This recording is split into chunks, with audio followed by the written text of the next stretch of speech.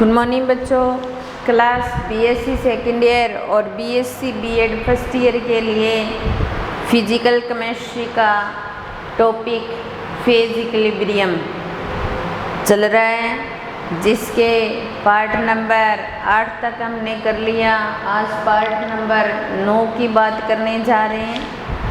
हमने last class में ठोस विलयन जो थे उनके प्रकारों को कंप्लीट कर लिया था। अभी हम एक नया टॉपिक या शुरू कर रहे हैं, जिसको द्रव विलयन कहा जा सकता है। द्रव विलयन, क्योंकि आपने सॉल्यूशन वाला चैप्टर पढ़ा होगा, जिसके अंदर एक ठोस और द्रव को मिलाया जाता है तब भी विलयन बनता है, और द्रव को मिलाया जाए तब भी विलयन बनता है, और ठोस को मिलाया जाए तो तब भी विलयन बनता है। तो हमने ठोस विलयन पर चर्चा हो गई थी हमारी, जिसके अंदर हमने दोनों ही ठोस पदार्थ लिए थे।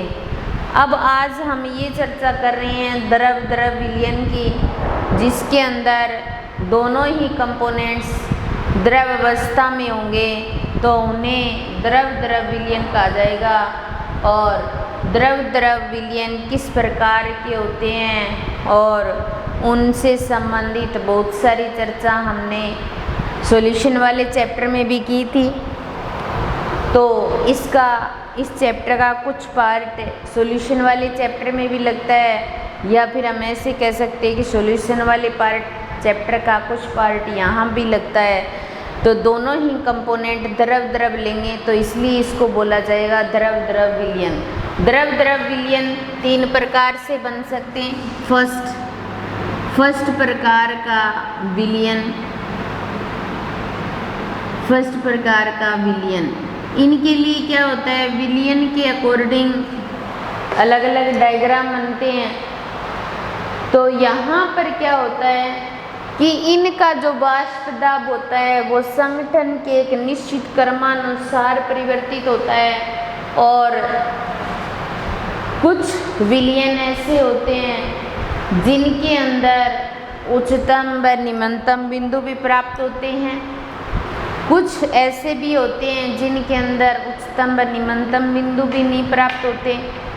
तो हमारे कहने का मतलब ये है कि कुछ कंपोनेंट ऐसे हैं जिनके क्वथनांक बहुत ज़्यादा होते हैं, और दूसरा कंपोनेंट ऐसा है जिसका क्वथनांक भी ज़्यादा है, और उन दोनों को मिला दिया जाए तो दोनों के क्वथनांक से उस कंपोनेंट के क्वथनांक का मान कम आता है, यानी मिश्रण बनाने के पश्चात कई बार क्या होता है दोनों से अधिक आ जाता है, कई बार उच्चतम निम्नतम बिंदु ही नहीं प्राप्त होते।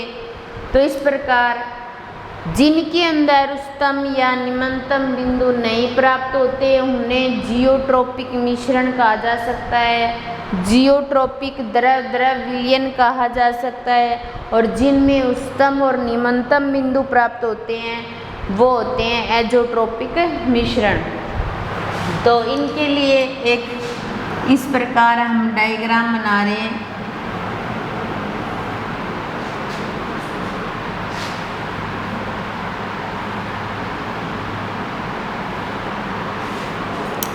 यहाँ पर हम ले रहे हैं मोलविन, और यहाँ पर ले रहे हैं हम टेम्परेचर। क्या ले रहे हैं, टेम्परेचर।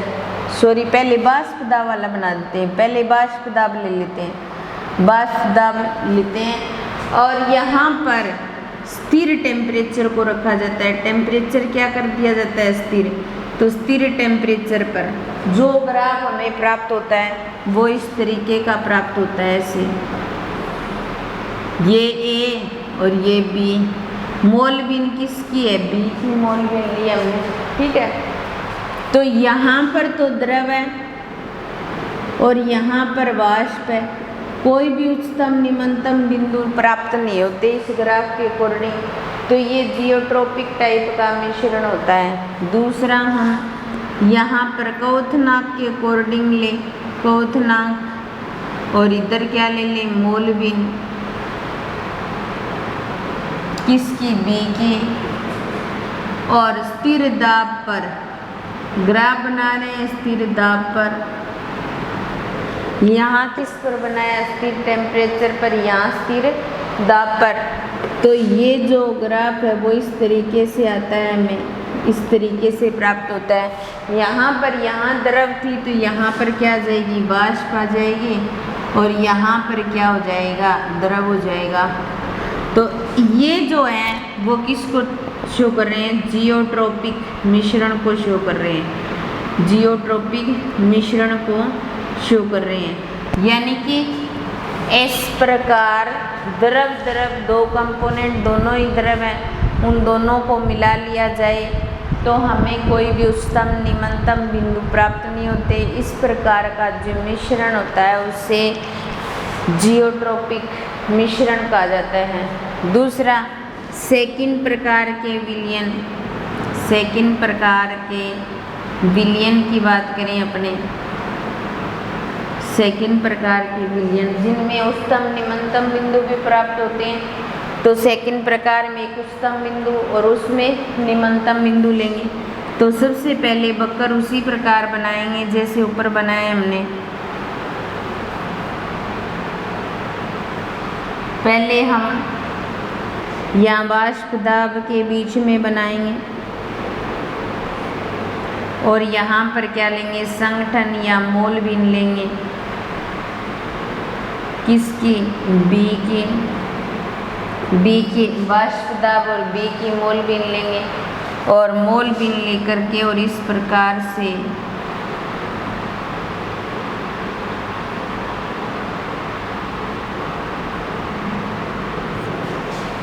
ये हमारा ए है और ये बी है। तो दोनों का क्वथनांक बिंदु तो नीचे है, दोनों को मिलाने के बाद में क्वथनांक बिंदु ऊपर प्राप्त होता है सी। ये यहाँ पर द्रव और ये वाष्प, एक उच्चतम बिंदु प्राप्त होता है। वाष्प दाब और इसके बीच में बनाया तो टेम्परेचर को क्या रखा हमने, स्थिर रखा। स्थिर टेम्परेचर पर ये वक्र प्राप्त होते हैं हमें। दूसरा,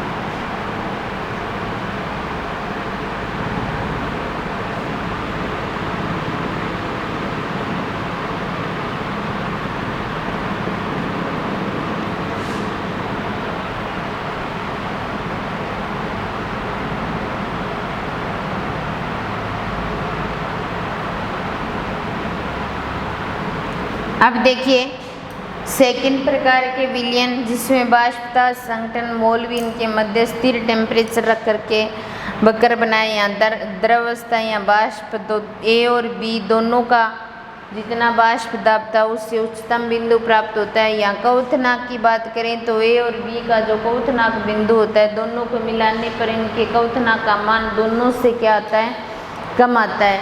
तो इस प्रकार का जो ग्राफ होता है वो एजोट्रोपिक मिश्रण को शो करेगा। तीसरे प्रकार का जो विलयन है उसके ग्राफ हम इस प्रकार बनाते हैं। तीसरा विलयन, द्रव द्रव विलयनों के 3 प्रकार से ग्राफ बनाए जा सकते हैं, फेज डायग्राम बनाए जा सकते हैं।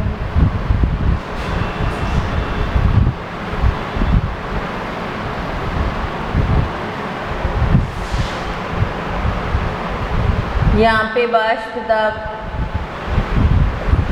और ये मोलविन,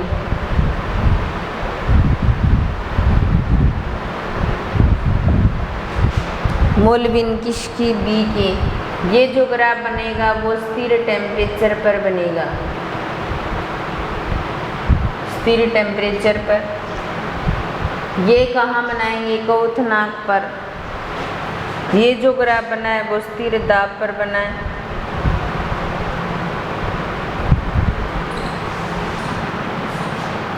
यहाँ पर मोल भी लेंगे।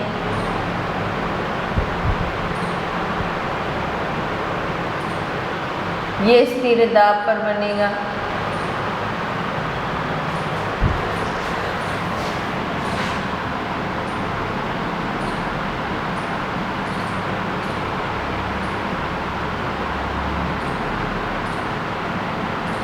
ये ए और बी दो है, ये बिंदु सी, यहाँ पर हमारे पास द्रव है और यहाँ हमारे पास क्या है, वाष्प है। फिर उसके बाद में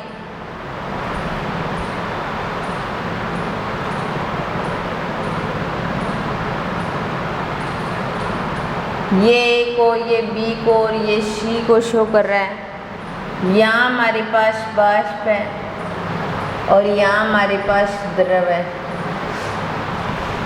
ये 3 प्रकार के विलयन हैं, जिसमें ये ग्राफ तो जियोट्रोपिक को शो कर रहे हैं, ये वाले और ये वाले ग्राफ किसको शो कर रहे हैं, एजोट्रोप को या एजोट्रोपिक मिश्रण को, एजोट्रोपिक मिश्रण को या स्थिर क्वांथांकी मिश्रण भी बोल सकते हैं इनको, स्थिर क्वांथांकी मिश्रण, स्थिर क्वांथी मिश्रण।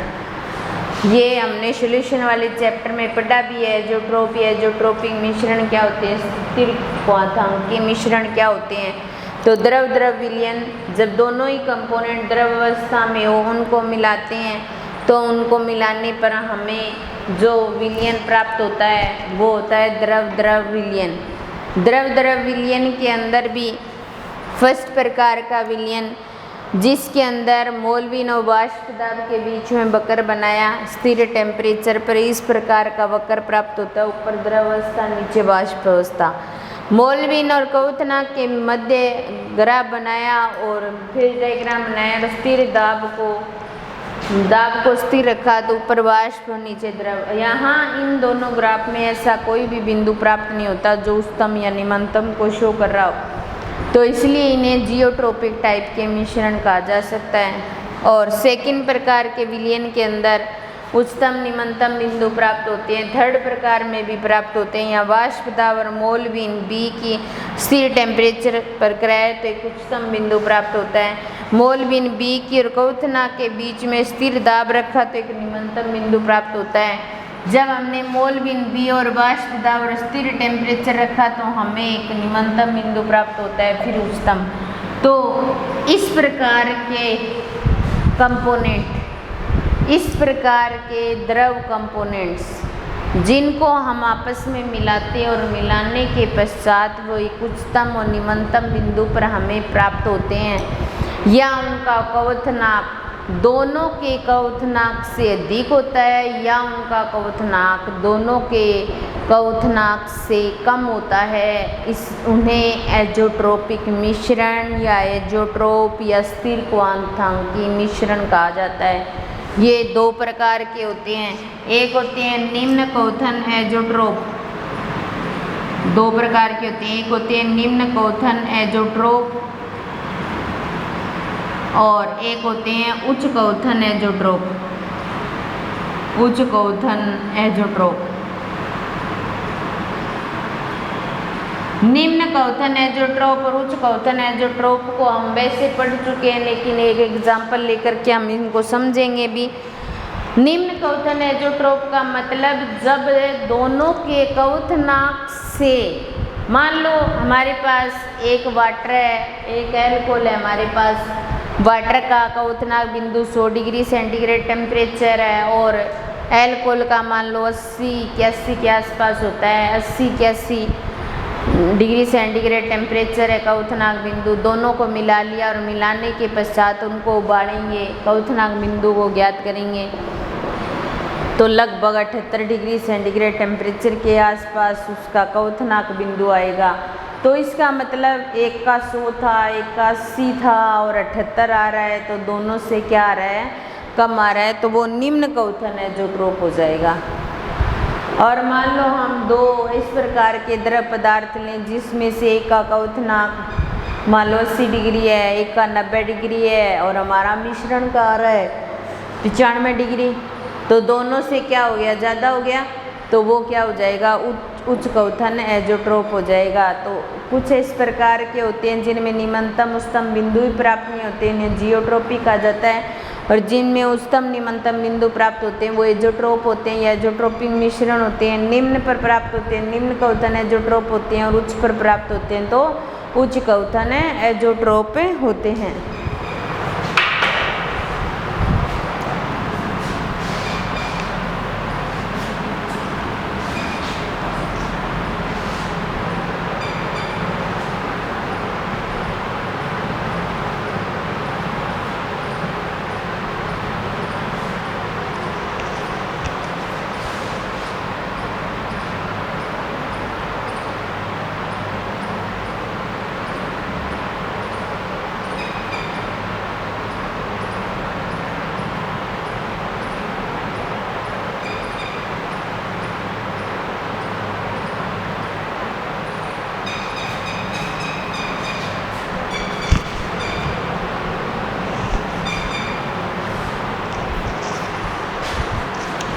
अब देखिए एजोट्रोपिक मिश्रण के अकॉर्डिंग हम बात करते हैं एथेनॉल जल तंत्र की।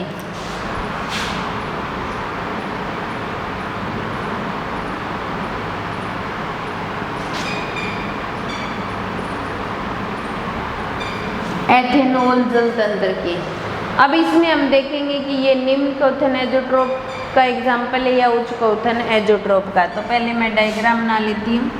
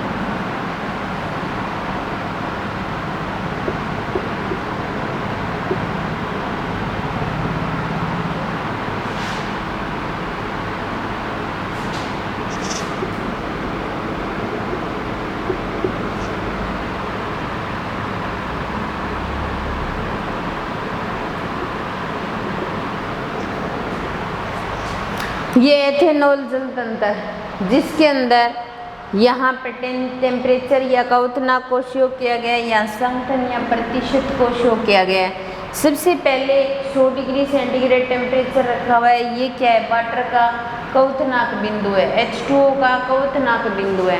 H2O का क्वथनांक बिंदु 100 डिग्री सेंटीग्रेड टेम्परेचर होता है। इधर B बिंदु जो है वो किसको शो कर रहा है, एथेनॉल के क्वथनांक बिंदु को शो कर रहा है। जब हमने दोनों को मिला दिया और दोनों को मिलाने के पश्चात इनका क्वथनांक बिंदु ज्ञात किया तो 78.13 डिग्री सेंटीग्रेड टेम्परेचर आ रहा है। इसका मतलब क्या हुआ कि जो हमारे पास में जो क्वथनांक बिंदु है वो आ रहा है 78 डिग्री सेंटीग्रेड टेम्परेचर, और हमारे पास में ये जो क्वथनांक बिंदु है वो इससे और इससे भी क्या है, कम है। तो इसलिए इनको क्या बोलेंगे, निम्न क्वथन एजोट्रोप बोलेंगे। भी दो कंपोनेंट लिए हमने और दोनों कंपोनेंट के क्वथनांक बिंदु से क्वथनांक का मान कम आ रहा है तो उसे निम्न क्वथन एजोट्रोप कहा जा सकता है। तो ये निम्न क्वथन एजोट्रोप है, एथेनॉल जल तंत्र।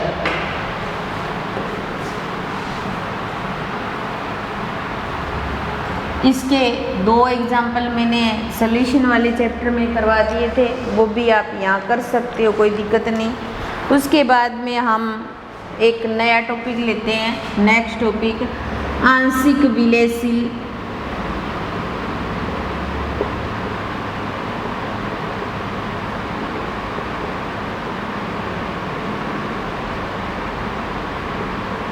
आंशिक विलयशील द्रव या आंशिक रूप से विलयशील द्रव।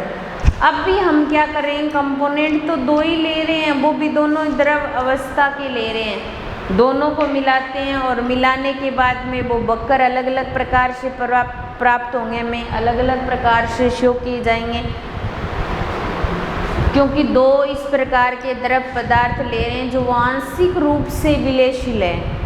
मतलब पूर्ण रूप से विलयशील होंगे तो डालते ही मिल जाएंगे, एक ही प्रकार का बक्कर प्राप्त होना चाहिए, लेकिन ऐसा नहीं होता।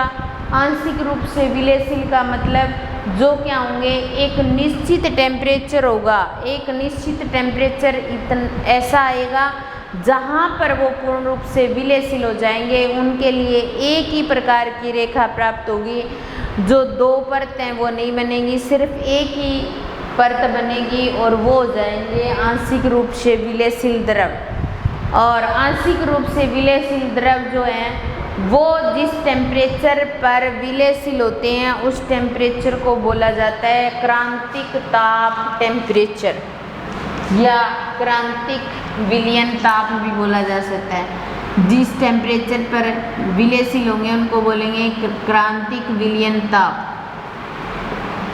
क्रांतिक विलयन ताप। क्रांतिक विलयन ताप के अकॉर्डिंग ये विलयन कुछ इस प्रकार भी हो सकते हैं, उच्च क्रांतिक विलयन ताप वाले तंत्र भी हो सकते हैं, निम्न क्रांतिक ताप वाले विलयन भी हो सकते हैं। तो हम पहले पढ़ने जा रहे हैं उच्च क्रांतिक ताप वाले, उच्च क्रांतिक विलयन ताप वाले,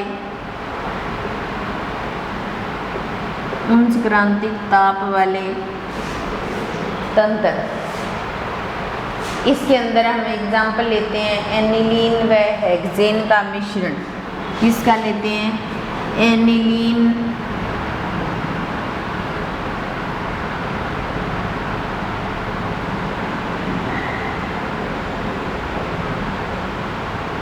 एनिलीन भी एक द्रव पदार्थ है, हेक्सेन भी एक द्रव पदार्थ है। दोनों ही कंपोनेंट द्रव की फॉर्म में, दोनों को मिलाते हैं, एक उच्चतम टेम्परेचर पर जाकर वो दोनों विलयशील हो जाते हैं और उसे बोला जाता है एनिलीन हेक्सेन का मिश्रण या उच्च क्रांतिक विलयन ताप वाले तंत्र।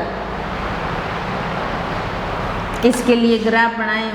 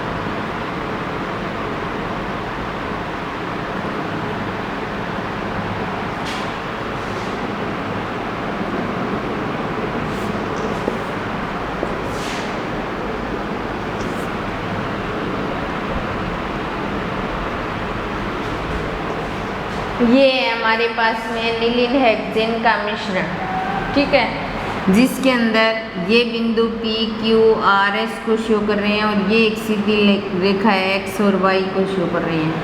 अब देखिए यहाँ पर A बिंदु किसको शो कर रहा है, एनिलीन को, और B बिंदु किसको शो कर रहा है, हेक्सेन को। दोनों को हम गर्म कर रहे हैं और गर्म करते जा रहे हैं, टेम्परेचर बढ़ रहा है, दोनों विलयन आपस में थोड़े थोड़े मिलते जा रहे हैं, लेकिन आंशिक रूप से विलयशील है। और एक बिंदु ऐसा आता है जब हमें वो दो परतें नहीं दिखाई देंगी। अब देखो इस प्रकार के जो विलयन ले लें, मान लो टेस्ट ट्यूब के अंदर ले लें, और टेस्ट ट्यूब में लेकर के जब इनको गर्म करना स्टार्ट करें ना, तो इनकी दो सतह अलग अलग दिखाई देंगी। तो फिर हम उनको धीरे धीरे गर्म करते हैं, धीरे धीरे मिलते हैं, वो दो सतहें धीरे धीरे गायब होने लगती हैं, धीरे धीरे कम होने लगती हैं, और एक बिंदु ऐसा आता है जिसको बिंदु सी से शो किया गया है 59.6 डिग्री सेंटीग्रेड टेम्परेचर पर। वो दोनों परतें एकदम गायब हो जाती है, और हम जैसे ही टेस्ट ट्यूब में देखते हैं तो हमें वो दो परतें दिखाई नहीं देती, अलग अलग वो द्रव पदार्थ दिखाई नहीं देंगे।